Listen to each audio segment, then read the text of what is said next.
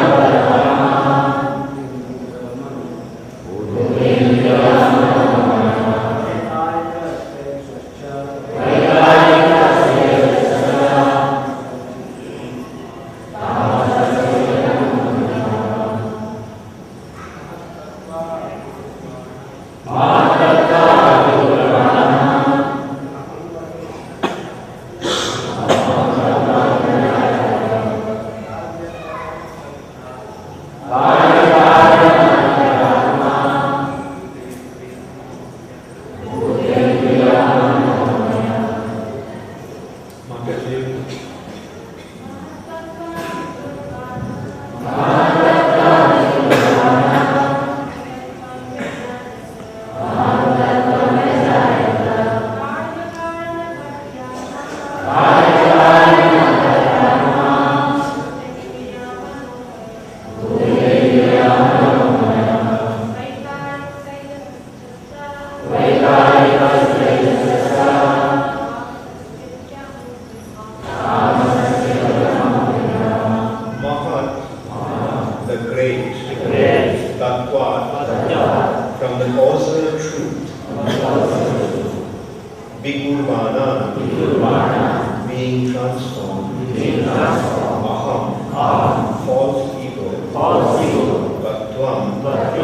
material truth, Vyajayata, became manifest.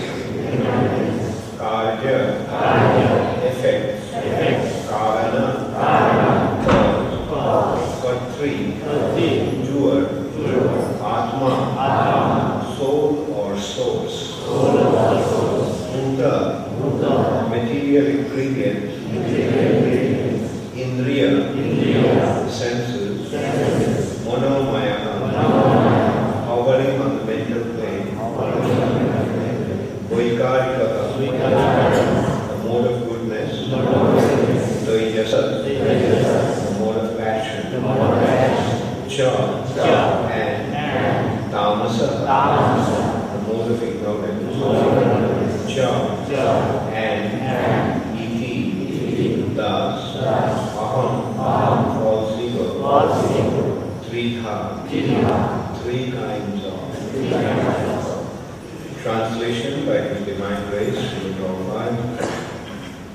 Mahatattva, or the great causal truth, transforms into false ego, which is manifested in three phases: cause, effect, and the doer.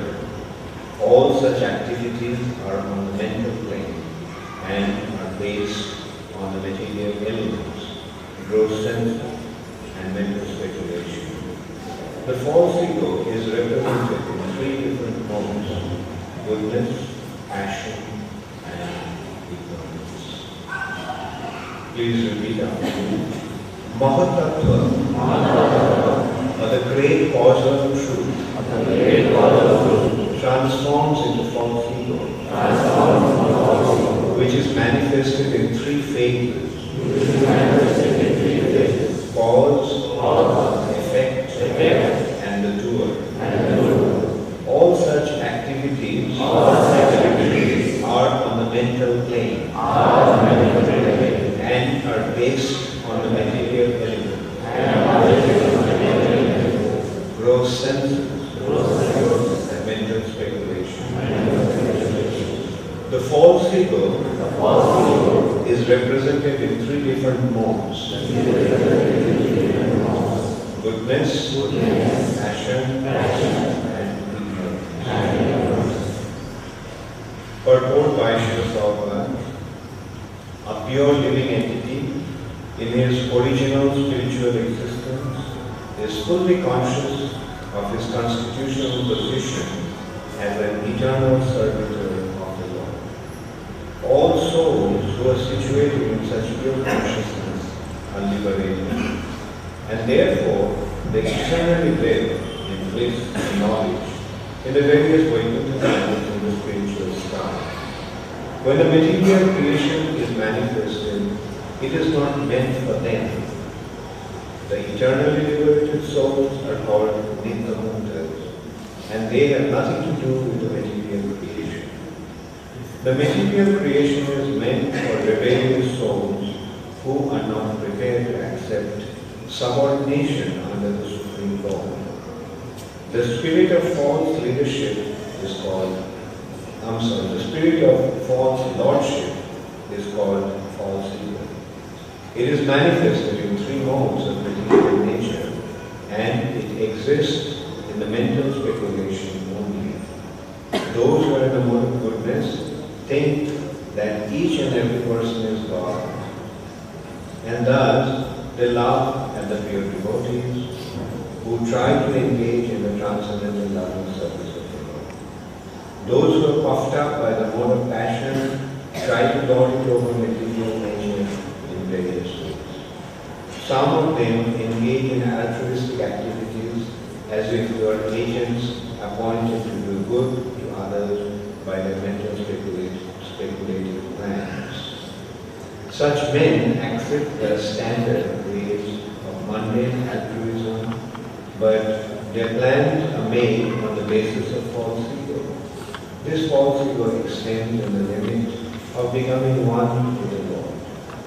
The last class of egoistic conditioned souls, those in the mode of ignorance, are misguided by identification of the gross body with the self.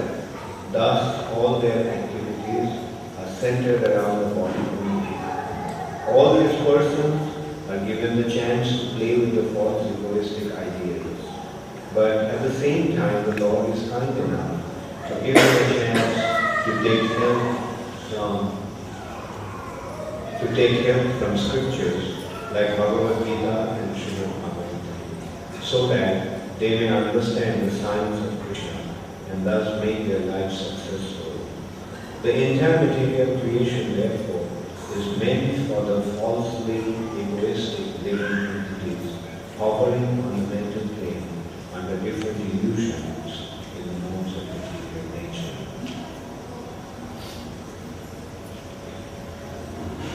Mahatatyan vidurvanan aham tattvam yajayata karya sarana kartarima bhupen vyomanumaya vaikarika taijasascha tamasascha. Mahatattva, or the great causal truth, transforms into false ego, which is manifested in three phases: cause, effect, and the doer. All such activities are on the mental plane and are based on material elements, gross sense, and mental speculation. The false ego is represented in three different modes: goodness, passion, and ignorance.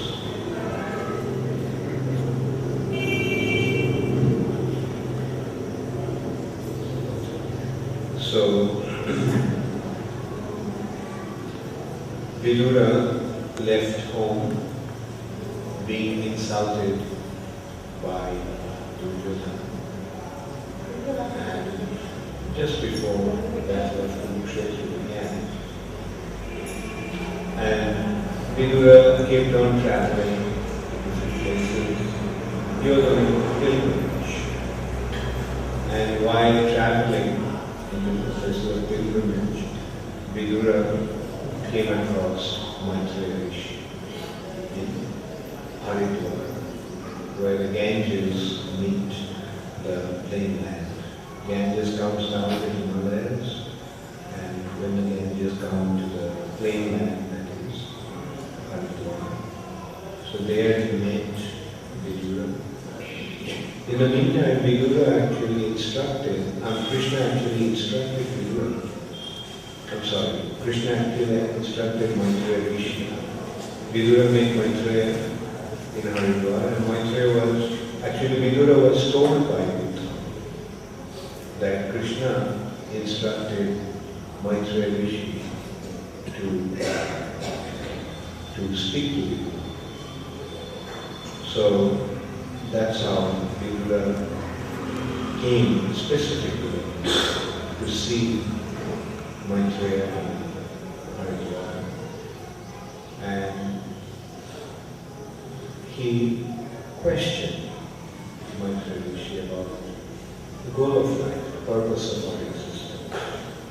And he wanted to know more about the wonderful activities of the Supreme Personality of Godhead and the identity of the Supreme Personality of Godhead.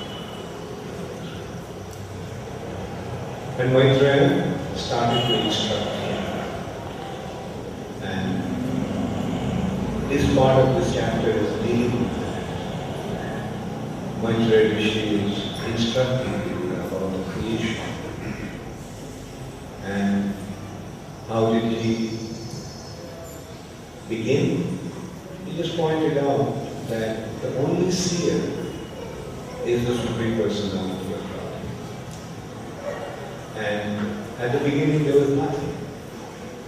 Everything there was nothing. Material nature was unmanifest. There was nothing. And when the Lord glanced at the material nature, property, and as a result of his glance, the creation actually began gradually, state by state. His glance was the cause of time. And And that time agitated the material nature or influenced the material nature with the cause of creation. The expression we use is Kala Jyotitat. The Kala is time and Jyotitat means being agitated. Material nature became influenced by time. And it has been pointed out that the time is also an expansion of the Supreme Personality. And then the next stage is the material nature, due to the influence of the Lord or the Lord's glands, generated the Mahatattva. The Mahatattva appeared.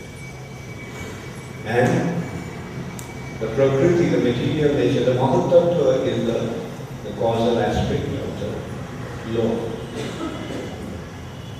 And this Mahatattva is the basic ingredient for creation.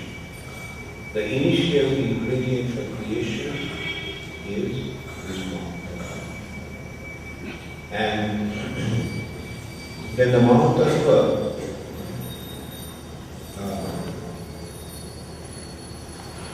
I'll just read these last 3 verses. They're very important to understand. Jai Shri Krishna Bhagavan, Jai Shri Shri Radha, Jai Shri Shri. So 27, 28. Today we are studying verse 29. The 27th is saying, thereafter, influenced by the interactions of eternal time, the supreme sum total of matter, called Mahatattva, became manifested. Influenced by the interaction of eternal time, the supreme sum total of matter, called the Mahatattva, became manifested. And in this Mahatattva, the unalloyed witness, the Supreme Lord, sowed the seeds of universal manifestation out of his own body. In the Mahatattva, the Supreme Personality of Godhead sowed the seeds of universal manifestation out of his own body.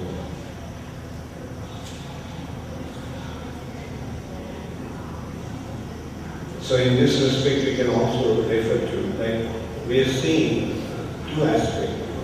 One aspect is the Lord's glands, which is the principal cause of the creation. And here, another aspect we are getting, that the seeds of the creation coming from the body of the Lord, which again has been described in the form of the Lord is lying in the causal ocean and the universes are generating from his body due to his breathing. So here we can see 2 different aspects are actually being harmonized. Yesterday that question actually came up. Yeah, Krishna Chandra's question. Like we can see that the initial description of the creation, we find in 2 ways. One is the Lord's glance to the material nature. Mahavishnu is glancing to material nature. That's one aspect of the description of creation. And as a result of his glance, the material nature becomes manifest. And another one is more graphic and more distinct in a way. That is, Mahavishnu is lying across the ocean, Karavita, and as he breathes, due to his breathing, from every pore of his body, and universe is breathing. So we can apparently, if we look at it from our limited, mundane perception, you can see that there are two different descriptions altogether. One is glance and another is lying down. Now here we are seeing the harmonizing factor. Like one is the glance, that glance is causing the material nature to become agitated, or material nature becomes activated. And the activation is taking place in the form of the first consideration, the glance, is manifesting in the form of time. And it is the time that is the fundamental basis of creation. Everything in the material nature is based on time. Is there anything that is not based on time in this material nature? Everything in this nature is based on time. Like you can see in this nature, everything has a beginning and everything has an end. And everything has a duration, existence. So where is the beginning? Where is the birth? In time. Where is the existence? In time. And again, in time, they will disappear. They will die. They will be annihilated. So everything is on time. I remember it was a science fiction by Julian, I think, was it Julian Verne? The Time Machine. Time Machine. Who wrote the Time Machine? H.G. Wells. Yeah. And H.G. Wells actually, in that, he is dealing with that. Like he's saying that every object has 4 dimensions. Not 3 dimensions. We think that every object has 3 dimensions. Length, breadth and width. But he is saying that it has a 4th dimension. And the 4th dimension is time. Anyway, so we can see where they took all that concept. So all the concepts are actually coming from the Vedas. So time is, everything is resting on time. So that aspect of time, that aspect of time is a manifestation of the Supreme Personality. So, and this time factor, kala, causes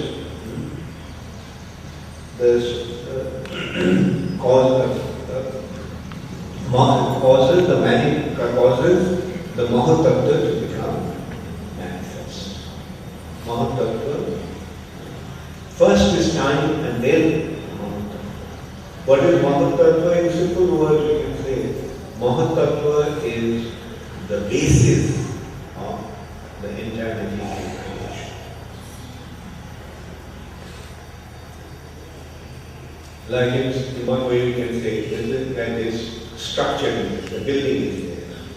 Now what is the basis of the building? The basis of the building is earth. With earth in various forms, this building has been structured. The building has been built. The cement is earth. Iron, the steel is earth. Bricks are earth. Marble is earth.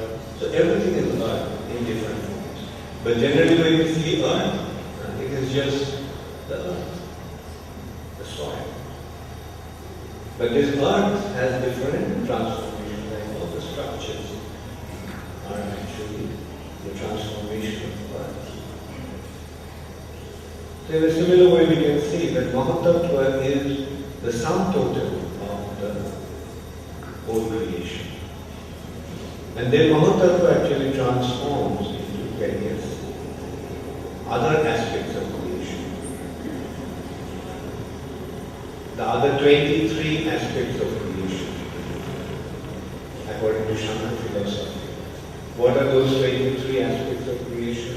Say our body is one aspect. The body has 5 senses, the 5 objects of the senses in nature. The the five working senses, the even three subtle senses, so subtle elements, mind, intelligence, and policy. They all are actually a product. Therefore, according to Shankar philosophy, first they describe this 23 considerations, and then they go into the 24th consideration, that's the Mahata. The basic ingredient for the entire creation. So, and here we are getting the understanding of the concept from the other angle. Like what is Shankar philosophy doing? Shankar is actually analyzing from the gross material to subtle and then to the cause. Whereas here we are getting the description or understanding from the other end. Shankar is going from this end and this is coming from the other end. And what is the other aspect of understanding? Initially the Lord, the Supreme Personality of Godhead, Mahavishnu, he is glancing into the material nature. Material nature was in an unmanifested stage. And the Lord's glance is causing the manifestation of material concept of time. But that material concept of time, or time itself, is a transformation or is a manifestation of the Supreme Personality of God. And then the time is causing the manifestation of Mahatattva. And thereafter the Mahatattva differentiated itself into many different forms as a reservoir of the would-be entities. So thereafter, the Mahatattva differentiated itself into many different forms as a reservoir of the would-be entities. The would-be entities, the living entities, or there are three kinds of things. The demigods, the living entities, and gross matter. Inert objects, the living entities, and the controller of different aspects of the material nature. So that is the would-be entities, and they all are the product of Mahatattva. The Mahatattva is chiefly in the mode of ignorance. Why? Although it is a manifestation of the Supreme Personality of Godhead, but it is chiefly in the mode of ignorance. Why? Because it's in contact with the material nature. Since it's in the contact of material nature, it is chiefly ignorant. In this respect, we can draw another line. The Lord Shiva is the controller of the mode of ignorance. That doesn't mean that he is ignorant. This is the controller of the mode of ignorance. And here also we can draw the line. Another, when you look at it, the Lord's glance is something. Krishna transformed himself into Lord Shiva in order to perform a very special purpose. Jasamputamati samvaitikaya samputamati became some. So here also we can see the Mahatattva, although he is a transformation of the Lord himself, but Mahatattva is considered to be in mode of ignorance. Why? Because of its contact to the material nature. And then this part, today's verse, is actually pointing out that how Mahatattva becomes influenced by different modes of nature. At the beginning also we found that concept. The Lord is glancing towards the material nature and influencing the material nature, which is endowed with three modes.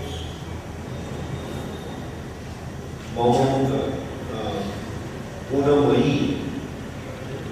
Gunamayi, material nature, is Gunamayi, endowed with the Guna, 3 modes.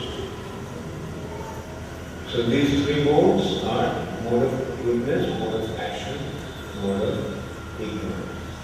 And Mahatattva is being affected by these 3 modes.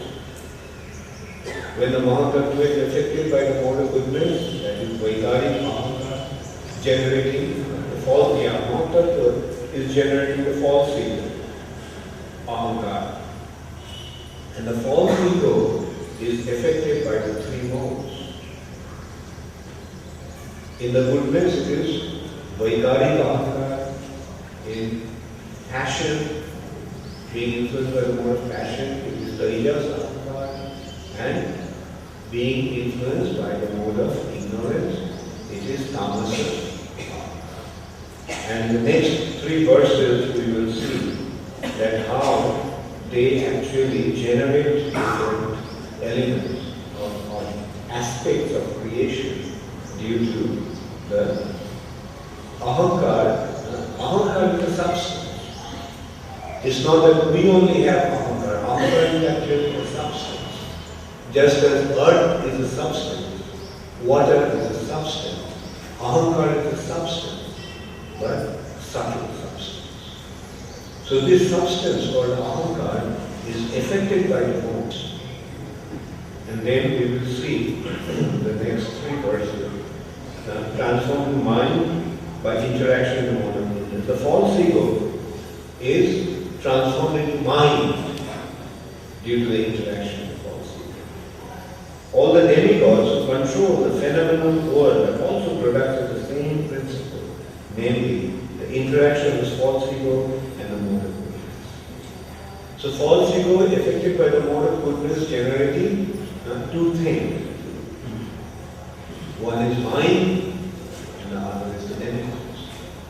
So demigods in this way we can see are the products of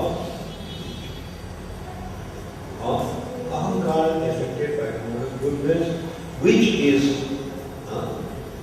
generated, which is the false ego, which is produced or generated by the Mahatattva. Then the senses are certainly products of the mode of passion in false ego, and therefore philosophical speculative knowledge and free activities are predominantly products of the mode of passion. And the sky is product of sound and music. So next one, Tamas. The sky is a product of sound, and sound is transformation of egoistic passion. In other words, the sky is symbolic representation of the Supreme Soul.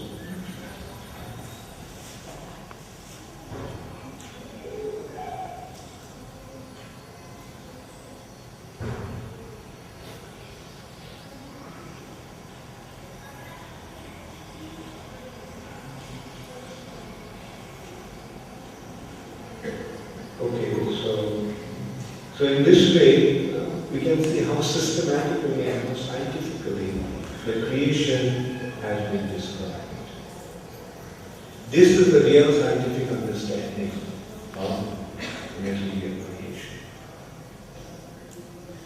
This point actually came up time and time again during the last few classes, that the modern scientific understanding of creation is absolutely unscientific.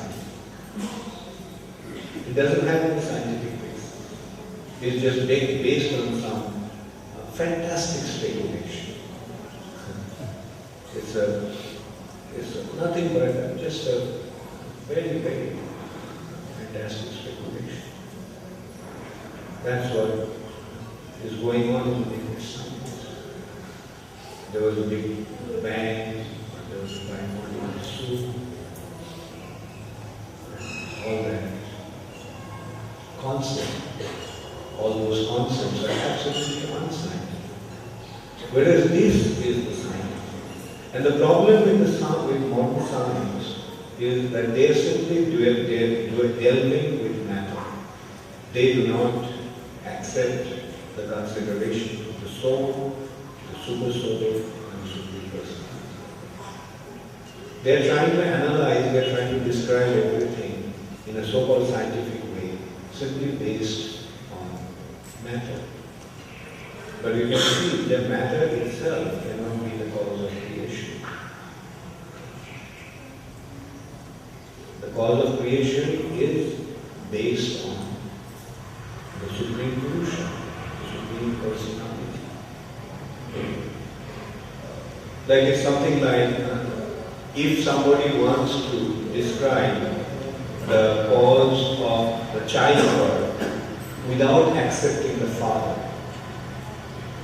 will he be able to come to any understanding, any clear and proper understanding? If somebody just tries to analyze or consider the cause of the birth of a living entity, birth of a child, is only the mother and there was no father, will it ever work? Will that understanding ever give rise to any conclusive, rational conclusion? So they are dealing with Prakriti, they are dealing with matter without considering the notion of the Supreme Personality. The father is actually the cause of the childbirth, although he may not be directly perceived. Although the father cannot be seen, how the father is the cause of the childbirth. It may seem that mother is the cause of everything, but can the mother give birth to a child without the interaction with the father? Similarly, the material nature cannot be activated without the influence of the Supreme Personality of God. Similarly, we can go into our bodies also. The bodies are made of matter. But this body made of matter, can it become alive? What is the cause of the life in the body? The soul. It's common sense. So here we can see that so-called scientists are devoid of this faculty of common sense. They don't have any common sense. And a person without common sense means he is absolutely stupid. He is in total ignorance.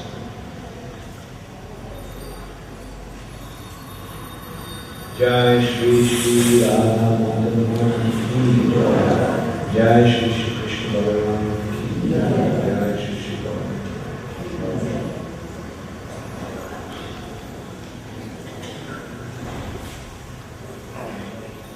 So that is the real purpose, that is the real cause of the living entity.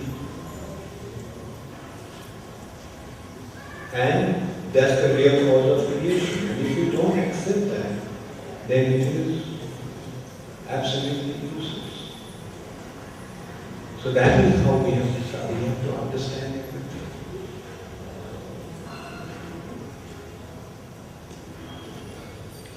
And the simplest way is to accept the authoritative information from the scriptures.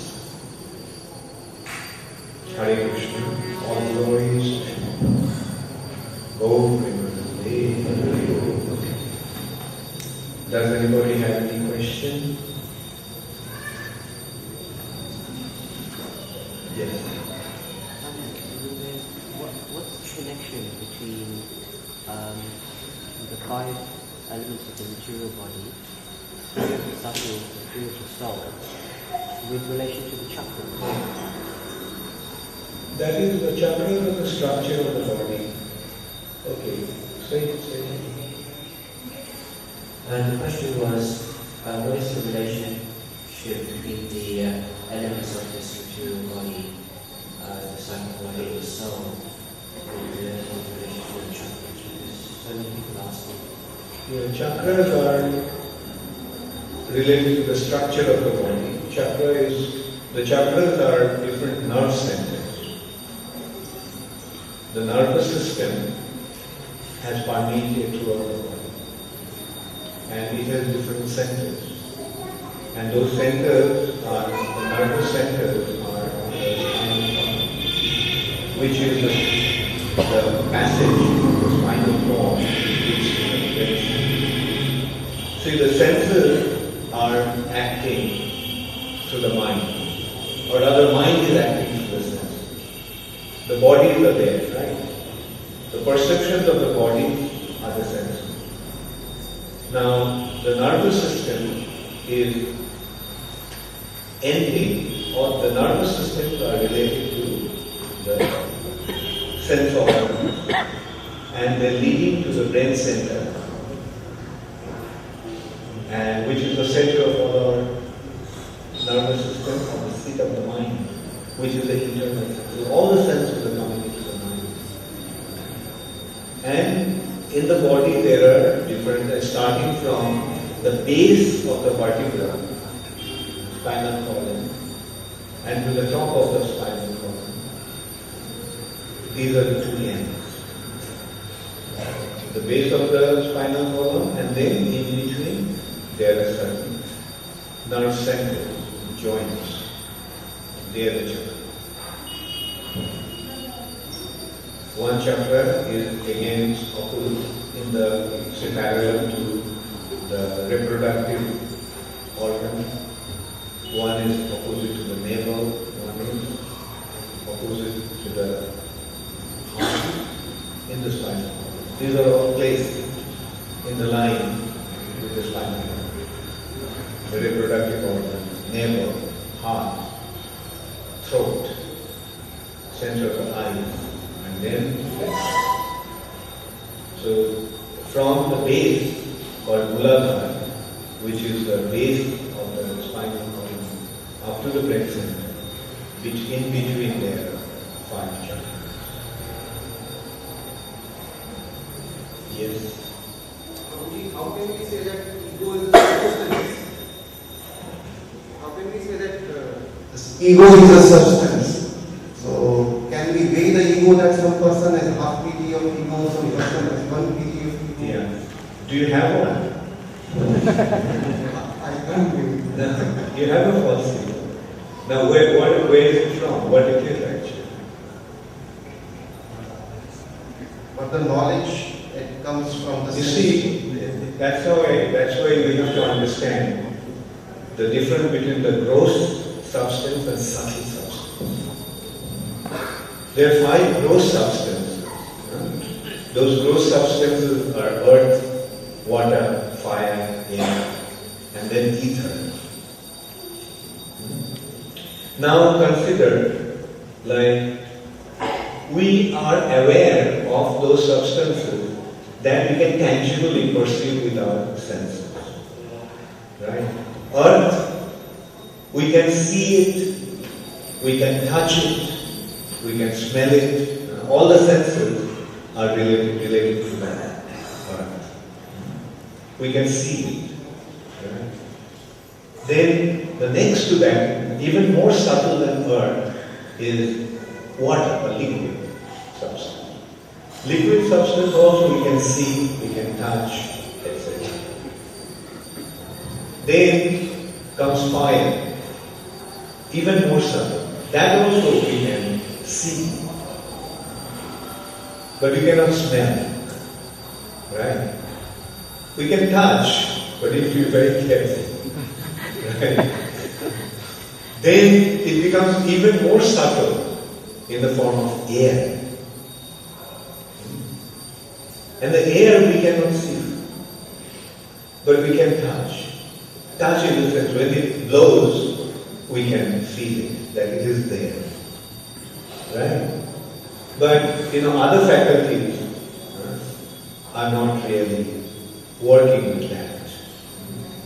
But then you go to ether. Can you see it? Can you touch it? So even the gross elements you can see, when it becomes considerably subtle, it is beyond our sense perception.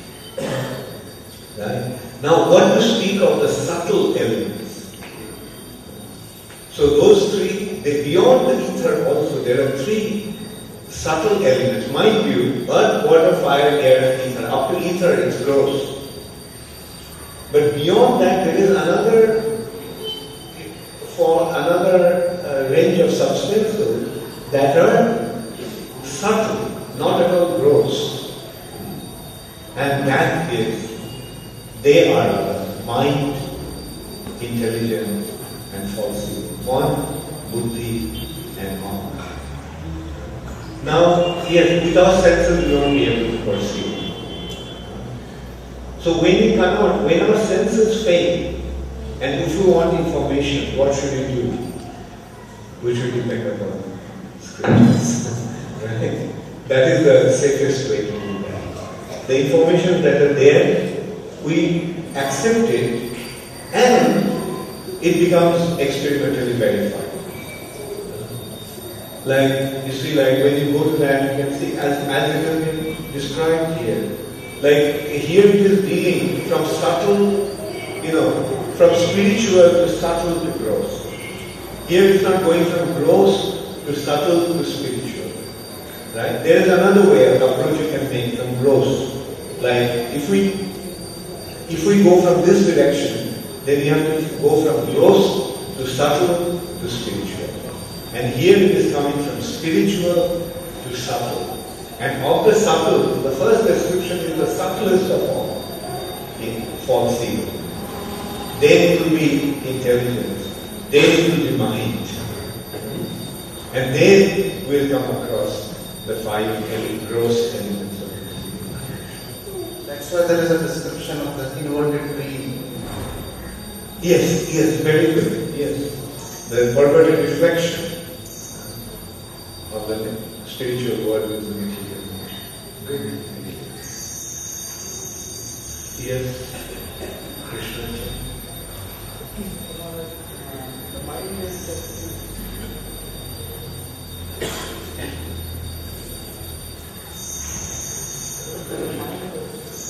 the mind is said to be in the mode of goodness, whereas intelligence is the mode of passion and falsehood mode of ignorance.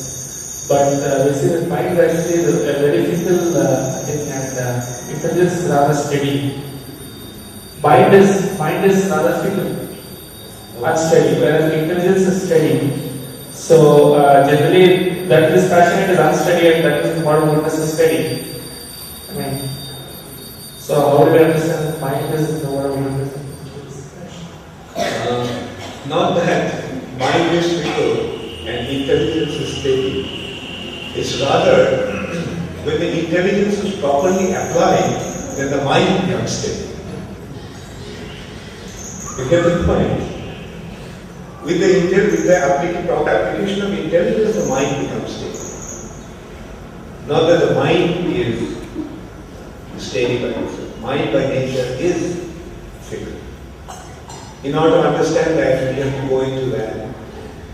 Like, what is the mind? Mind is the medium through which our consciousness is flowing towards the material direction. And the material direction, material nature is full of so many objects. And our consciousness is so tiny, so one ray of light can be compared to our consciousness. So what it will do? Always go from here to there and so forth. Because senses are there, and as the senses are projected onto the object, the mind is being affected by that. But then there is the intelligence. What is intelligence? Intelligence, the other day I was explaining, like if we see it in the light of a computer, then intelligence is the program. Mind is the memory. And if the memory of the computer is mind, then the program is the intelligence. Now what does the program do? The information that are there, the program relates to those information. Like memory is there and it kind of interacts or relates to those information. That is what mind is doing. Like we have seen that somebody put his hand in the fire, the hand of God. You have the memory, it's stored in the memory. Then you see the fire and you relate to that. If I put my hand in the fire, that's what I mean. An intelligent person will think that, but one who doesn't have the intelligent body, they don't think that. You just put your hand in the fire and get it on.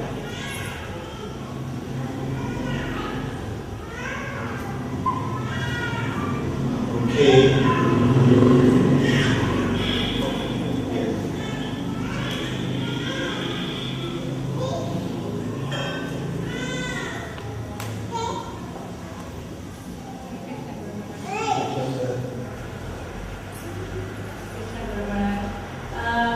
For preaching purposes, I wanted to know which is the preferred way. Can you explain to Sankhya philosophy or to Buddha incarnation? Okay. As I mentioned, the approach of the Shankar is from the material side. From this gross to subtle to spiritual. And the spiritual information, that, as we said, the other one is from spirit to matter. Right? The spirit to matter will be accepted only when one has the faith. When one accepts it, so you have to see whether the person has the faith. If he is willing to listen and accept what he is saying. If he accepts, yeah, then you can give him or her all the information. That is in the scriptures. But if a person is atheist, if a person doesn't have the faith, now in order to generate the faith, you have to rationally, logically convince him that it makes sense. It's not the fairy tale. These are solid, valid information. Therefore, preaching is actually an art. You see, to preach, we have to see the person's state of his condition, his state of his faith. And then accordingly we have to do. Like doctor, he doesn't take the same medicine to everybody. He sees the condition of the patient and then accordingly he prescribes him medicine. Hare Krishna, all glories to Srila Prabhupada, Lord Hare Krishna.